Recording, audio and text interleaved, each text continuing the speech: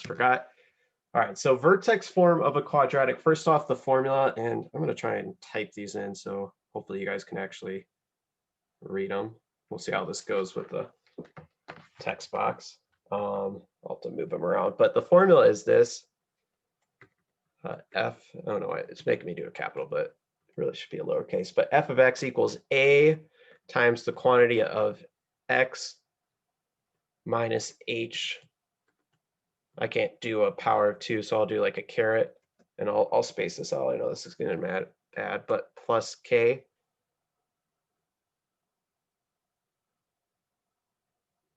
So like the outside the parentheses, it should be up to the power of 2. But this is kind of like a throwback. If you remember when we did those transformation rules, like the a value is going to tell you if you reflect, if you have a vertical stretch or shrink. Your h, remember, is your horizontal change. Like a plus means you go to the left, a minus means you go to the right. It's kind of backwards for the h. And then that k value tells you if you go up or down. So I'm going to show you when we're graphing quadratic functions, you could draw the parent function and you could do like transformation rules. Or if you remember kind of like when we did absolute value functions, you can kind of pull out your vertex and then just find a few more points that way using the A. So I'll probably teach it that way, but there are more than one way to kind of think about these.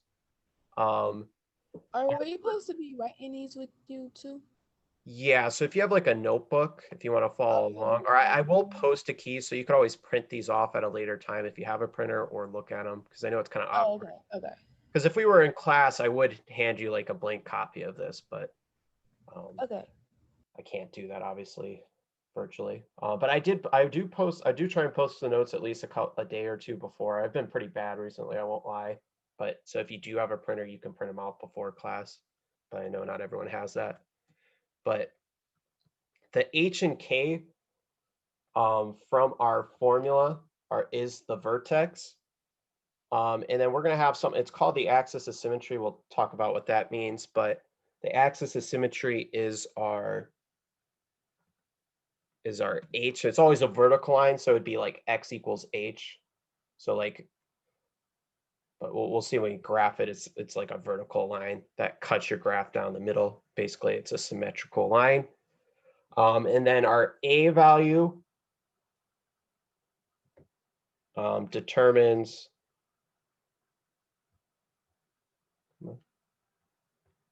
there it goes. And why would it should be like the lowercase a from the formula, but it's always capitalized in the first letter. But our a determines the width and direction of the parabola. So why use this form? I mean, vertex form is always a really nice form to have your parabola in. It's really easy to graph it because you can easily get the vertex and you can see how it transforms. Like you could also use those transformation rules. So vertex form is always a nice form to have, but here, I'll just write these ones in because it's not too much. But the nice thing about vertex form, why we call it vertex form, is it gives us our vertex, and on a quadratic equation with respect to its parent function. So the parent function, remember, is just the OG, like without any rules, but it'd be f of x equals x squared. Sorry, that's sloppy. But so let's look at some like examples, see if we remember those transformation rules. So I'm gonna scroll down a little bit, but I'll try and keep what I have in that last box. But if, like I said, if you do miss anything, I will, like the key's already posted, but I can always go back to at a later time. So a couple things just in case you're not familiar, or like we probably briefly mentioned it. Sorry, I didn't mean to draw like a vertical line, but our parent function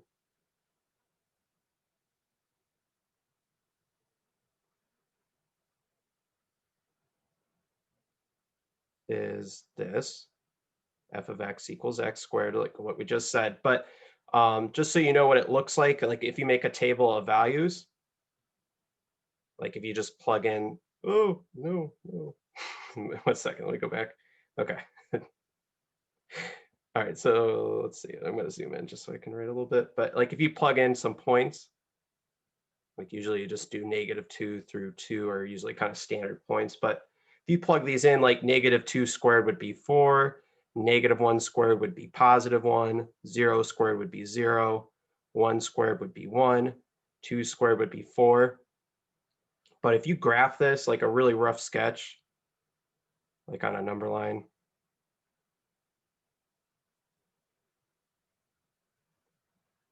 and you really don't have, I mean, if you go 4 in every direction, that'll be fine for a parent. But like our vertex, like is this middle point 0, 0.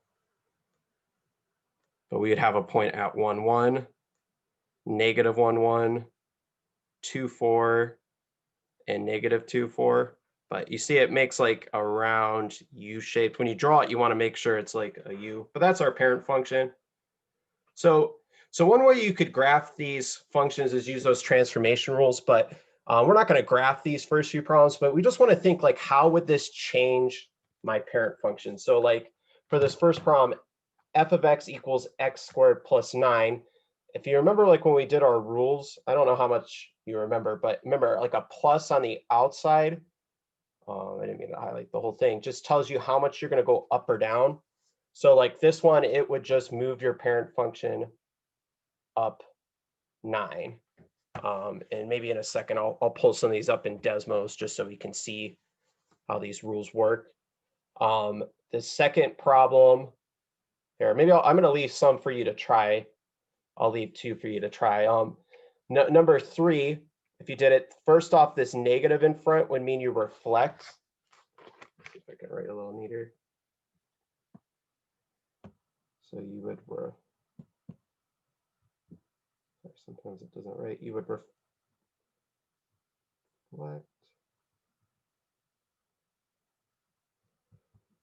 And then this +5 on the inside, that's a horizontal change and it's backwards. That would mean you go left 5. So I want you guys to take a second, see if you can try these other ones, see if you can figure out what the rules would be. Maybe I'll call on some people, like, I don't want to like cold call people too much, but maybe I'll just ask some people like, hey, what did you get for 2? If you don't know it, I'll just try someone else. But see if you can try these. One tip, if it's helpful, like if you really don't remember these rules, one thing you could do, here, sorry, I didn't mean to all that. But you could go to Desmos and graph them and just see how it moves. Like the parent function is just y equals x squared. But then you could type in, like, for example, number 2, just instead of f of x, just do y equals, but like x squared minus 2, you would see like, how did it move the red function? Well, it just moved it down 2 kind of thing. So if you want to use Desmos to kind of help yourself if you don't remember the rules. Yeah, here, I'll kind of go do a refresher about the rules really quick too. Here, let me pull up my screen because yeah, it has been a bit. Because basically we saw that at the end of chapter 2 and then we didn't touch it at all in chapter 3 kind of thing. Here.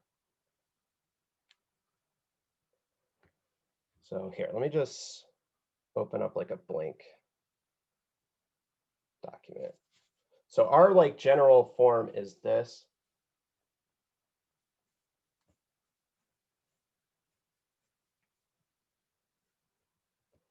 So your A, if it's negative, you reflect over the x-axis. And that's the only type of reflection you'll see, honestly, in all these problems. You're not going to see a y-axis reflection, just so you know. So if it reflects, it's always pretty much going to be a reflection over the x-axis. If your A is greater than 1, it's a vertical stretch. Basically, all your y values grow or they multiply and they get bigger. So it stretches, like it kind of stretches or pulls your graph up vertically. If your A is like a fraction, like between like 0 and 1, like so like 1/2, 1/4, 1/3, something like that, it's going to be a vertical shrink. Your H is your horizontal change, like your horizontal translation. So if it's a plus, you go right. If it's a minus, you go, oh wait, that's backwards. Sorry. I'm wrong. Sorry, if it's a plus, you go left. A minus, you go right. Your K is your vertical like translation. So if it's a plus, it's what you would expect. If it's a plus, you go up. Minus, you go down. Let me see, there was something in the chat. So you might want to, even if you want to like take a picture of this, if you're not familiar with the rules, or I can maybe screenshot this, upload this later too, if this is a helpful thing. I don't know. Let me see. I can't see the chat. What did someone say?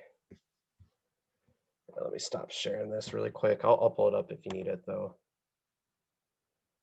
If it's a negative number, do you compress? Not necessarily if it's a negative number. That just means you reflect. So if it's bigger than 1, it's still going to be a stretch. If it's like a fraction, it's still going to be a shrink.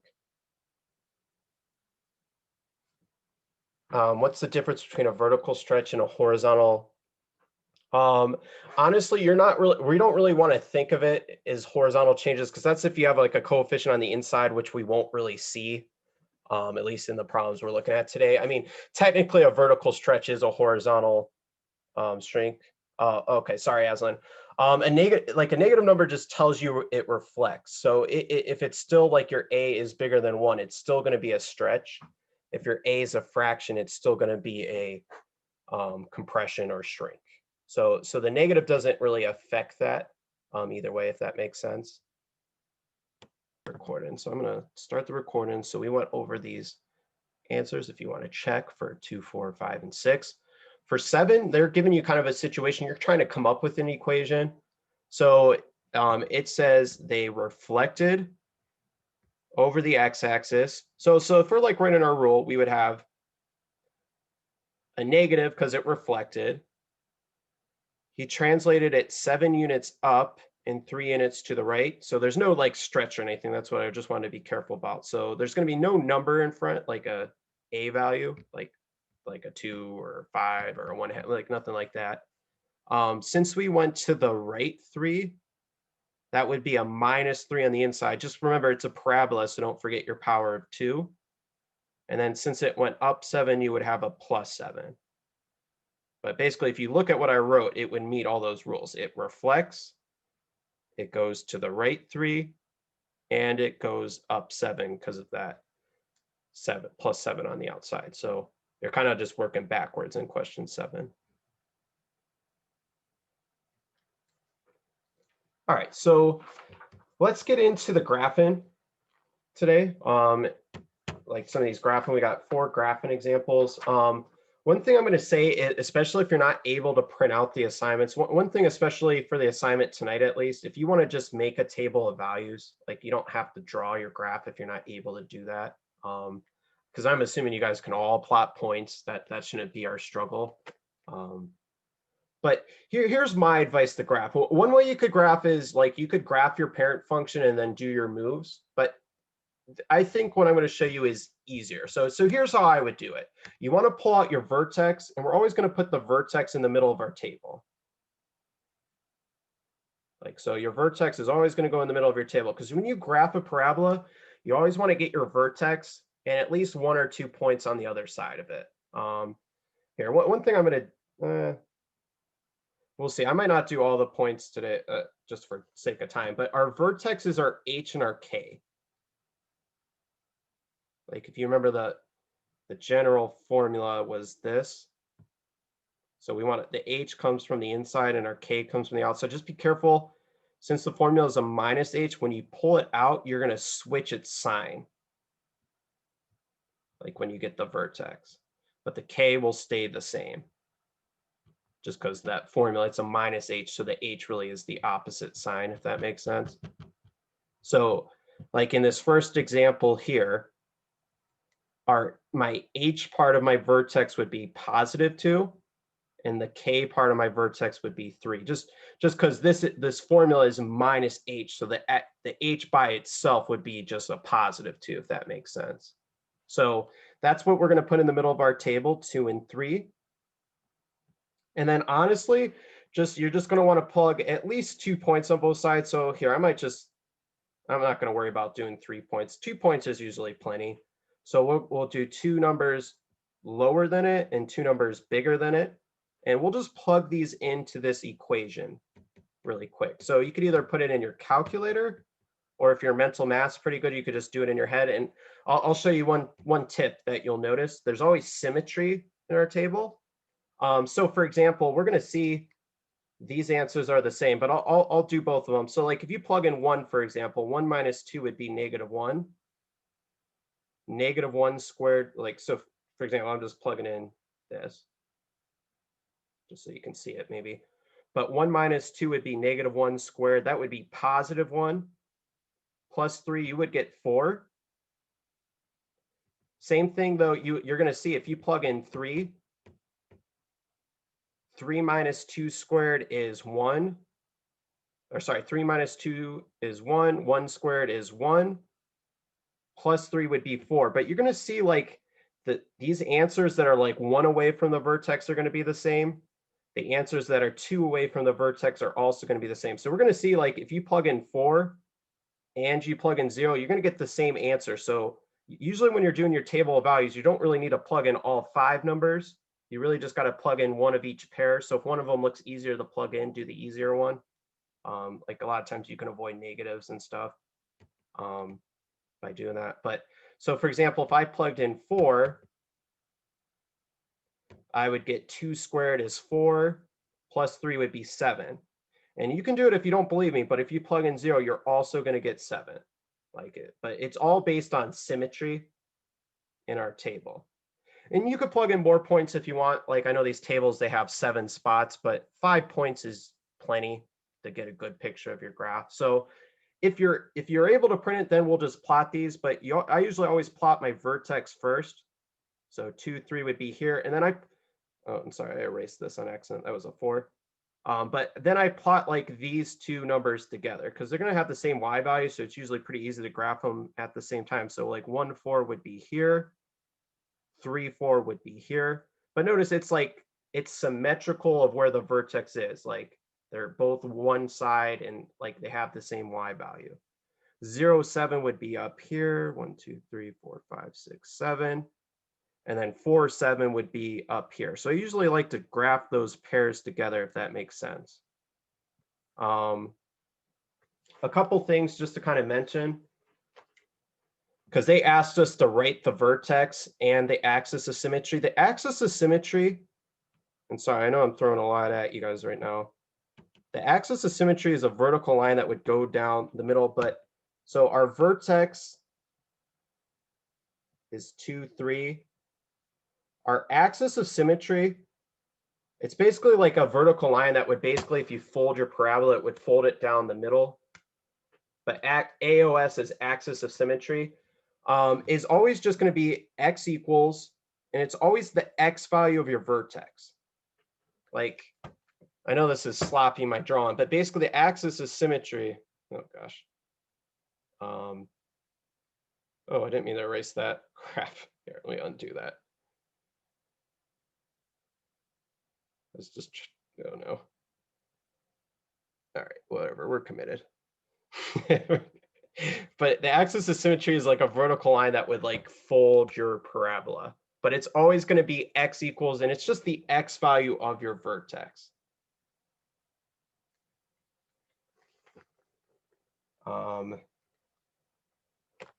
Should we talk about domain and range? Maybe we'll worry about that at a later time. I was going to maybe have us talk about the domain and range of our graphs, but maybe I'll talk about that later.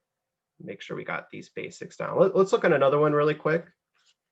And maybe we'll finish these notes. Maybe I'll look at the assignment. I might have you do like the first part of the assignment today, and then we could finish it tomorrow if you'd like, or you can wait till tomorrow to do it all, or you could do it all tonight. You should have the skills from what we see, but we're not going to finish these notes, unfortunately. But for this one, our vertex, and here I'm going to do it just since we're not going to finish these anyways. I'm going to take the time, actually. I'm sorry. If it'll let me write.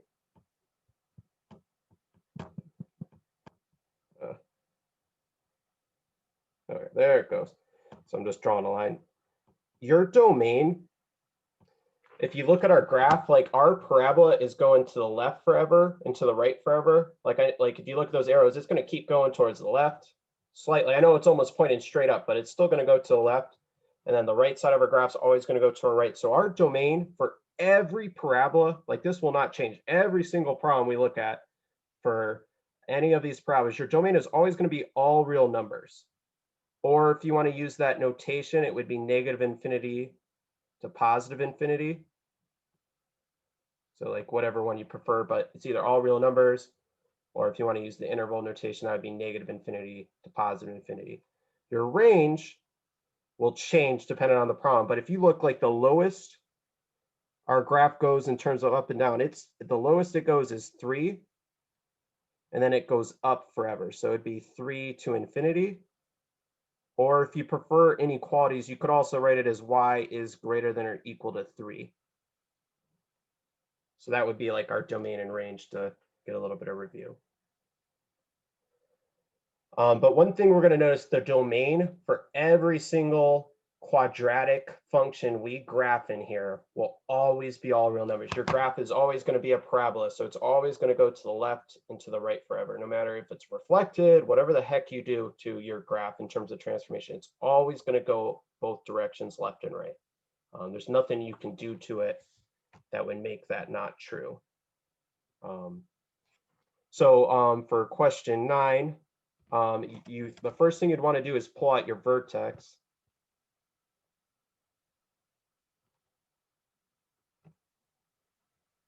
So there's nothing inside the parentheses with this x, so our h is really 0. But this is our k value, so our k value would be -4. So that's like, we always want to put that in the middle of our table. And I'm just going to cross out. We don't need 7 points. 5 points is plenty. So then we're going to go down, like we're going to do 2 points to the left of our vertex, so -1 and -2. We're going to do 2 points to the right of our vertex. Keep in mind, remember, using symmetry, we don't really need to plug all of these in. We can just plug in really 2 of these numbers to get all 4. So I'm going to plug in 1 first. So like 1 squared minus 4, if you worked out, well, that would be 1 minus 4, that would be -3. So if you don't believe me, you can check it, but this answer is going to be the same based on symmetry. Then we'll do the 2. I usually like to plug in the positive ones if I have a choice. But 2 squared minus 4, well, 2 squared is 4, minus 4 would be 0. So these answers are going to be zeros. And you could plug in the other one if you don't believe me, but based on symmetry, that's always going to be true. Our axis of symmetry, just so we know, it's always x equals the x value of your vertex. But so let's graph this. So 0, -4 would be down here. 1, -3 would be here. Oops. -1, -3 would be here then. Just delete that point so we don't confuse you. 2, 0 would be here. -2, 0 would be here. So if we draw it, it would look something roughly like, oh, not like that. Something roughly like this. And remember, the axis of symmetry, all that is, it's like, we usually don't draw it on our graph, but it's like a vertical line that would cut your graph down the middle. So that's what an axis of symmetry is, if you ever see that terminology. Our domain would be all real numbers. Like I said, it opens to the left and to the right. That will never change. But our range, we got to think about, like the lowest our graph goes is -4. So it goes from -4 to positive infinity. Or if it's easier, you could write it as an inequality, y is greater than or equal to -4. So either one of those are acceptable. And I know I was kind of rushing just because for time, but any questions about 8 or 9, anything I did with the graphs? Were there any questions so far? No,